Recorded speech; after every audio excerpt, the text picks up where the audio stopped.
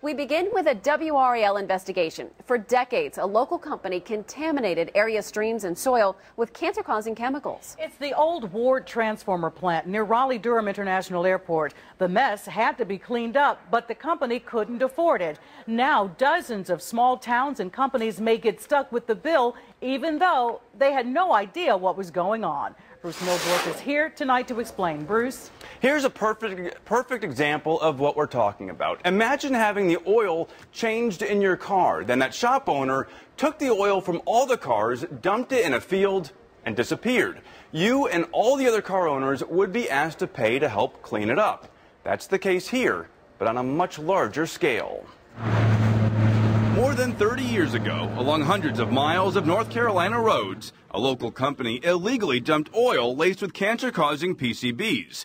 The state dug up the toxic soil and hauled it to a controversial landfill in Warren County. Well, what you gotta do about the PCB says, hey, Jim Hart.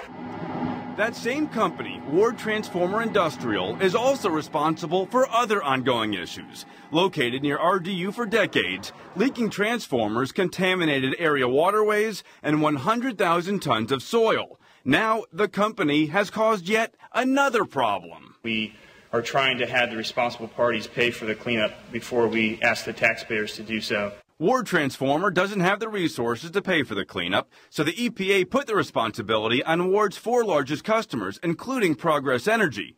Those large customers now want help paying the bills. They're going after more than 100 of Ward's smaller customers, including Peace College, the Department of Agriculture, and the town of Lewisburg. I thought, well, how could we be responsible for something that we had nothing to do with? Lewisburg Mayor Carl Purnell says Ward maintained the town's transformers in the 60s, 70s, 80s, even into the 90s. That we don't feel like we are obligated to do what they asking us to do, but we're going to have to defend ourselves the best way we know how. WardTransformer's former Wake County location is now a site of toxic chemicals and materials, known as a Superfund site.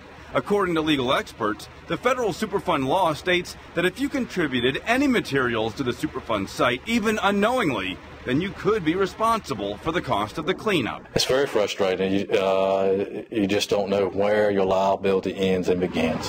The town of Lewisburg recently hired outside counsel to help in the fight, as did several of the other smaller customers.